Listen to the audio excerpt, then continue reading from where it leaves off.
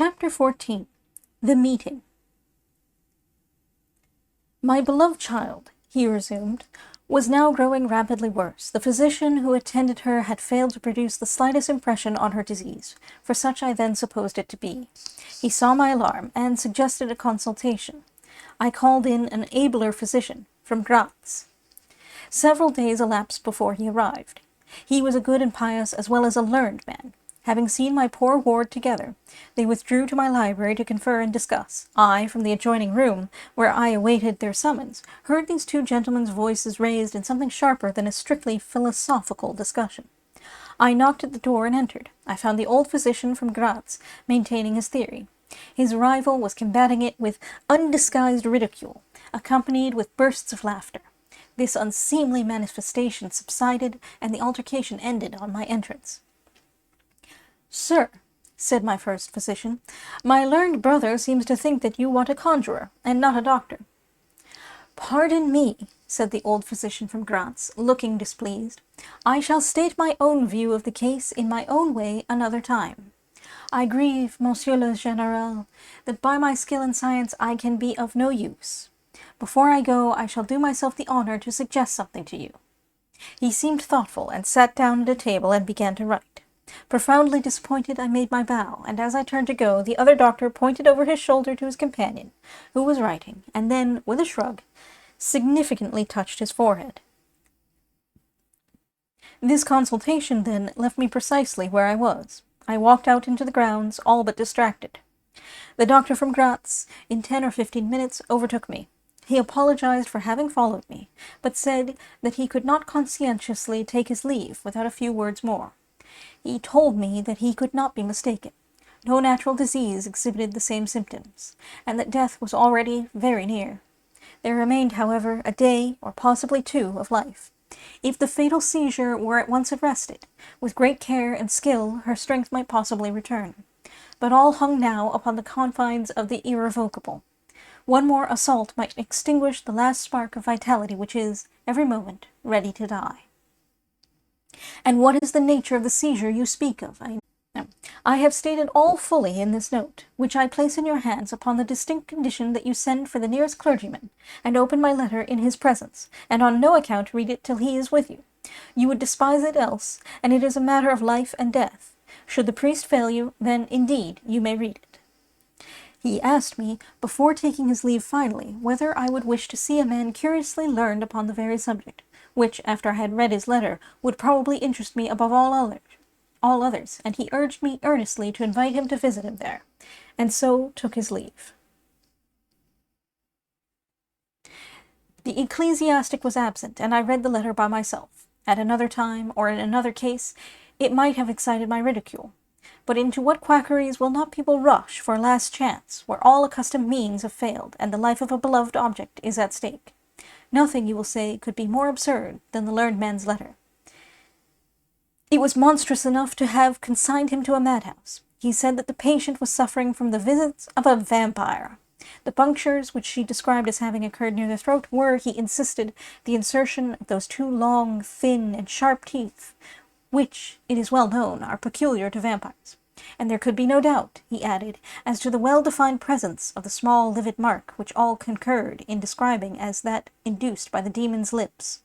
And every symptom described by the sufferer was in exact conformity with those recorded in every case of a similar visitation. Being myself wholly skeptical as to the existence of any such portent as the vampire, the supernatural theory of the good doctor furnished, in my opinion, but another instance of learning and intelligence oddly associated with some one hallucination. I was so miserable, however, that, rather than try nothing, I acted upon the instructions of the letter. I concealed myself in the dark dressing-room that opened upon the poor patient's room, in which a candle was burning, and watched there till she was fast asleep. I stood at the door, peeping through the small crevice, my sword laid on the table beside me, as my directions prescribed, until, a little after 1, I saw a large black object, very ill-defined, crawl, as it seemed to me, over the foot of the bed, and swiftly spread itself up to the poor girl's throat, where it swelled, in a moment, into a great palpitating mass. For a few moments I had stood petrified. I now sprang forward, with my sword in my hand. The black creature suddenly contracted towards the foot of the bed, glided over it, and, standing on the floor about a yard below the foot of the bed, with a glare of skulking ferocity and horror fixed on me, I saw Millarca. Speculating I know not what, I struck at her instantly with my sword, but I saw her standing near the door, unscathed. Horrified, I pursued, and struck again. She was gone, and my sword flew to shivers against the door. I can't describe to you all that passed on that horrible night. The whole house was up and stirring. The spectre Millarca was gone, but her victim was sinking fast, and before the morning dawned, she died. The old general was agitated. We did not speak to him.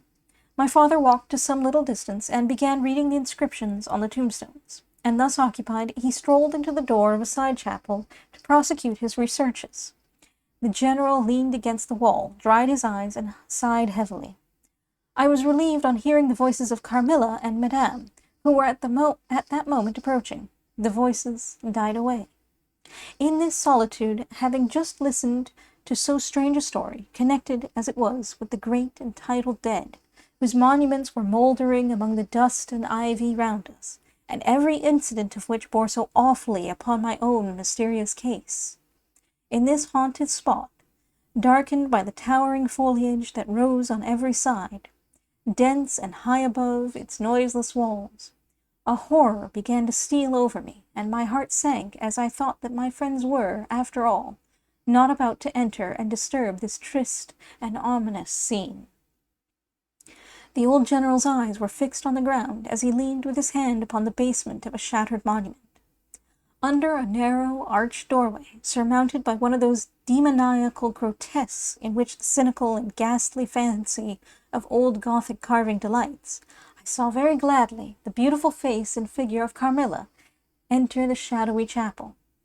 I was just about to rise and speak, and nodded smiling, in answer to her peculiarly engaging smile, when, with a cry, the old man by my side caught up the woodman's hatchet and started forward. On seeing him, a brutalized change came over her features. It was an instantaneous and horrible transformation, as she made a crouching step backwards. Before I could utter a scream, he struck at her with all his force, but she dived under his blow and, unscathed, caught him in her tiny grasp by the wrist. He struggled for a moment to release his arm, but his hand opened, the axe fell to the ground, and the girl was gone. He staggered against the wall. His gray hair stood upon his head, and a moisture shone over his face, as if he were at the point of death. The frightful scene had passed in a moment. The first thing I recollect after is Madame standing before me and impatiently repeating again and again the question, "Where is Mademoiselle Carmilla?" I answered at length, "I don't know. I can't tell. She went there." And I pointed to the door through which Madame had just entered. "Only a minute or two since." "But I have been standing there, in the passage, ever since Mademoiselle Carmilla entered, and she did not return."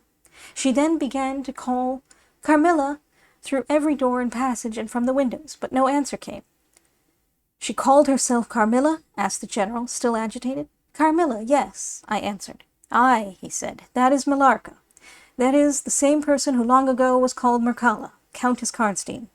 Depart from this accursed ground, my poor child, as quickly as you can. Drive to the clergyman's house, and stay there till we come. Begone! May you never behold Carmilla more. You will not find her here."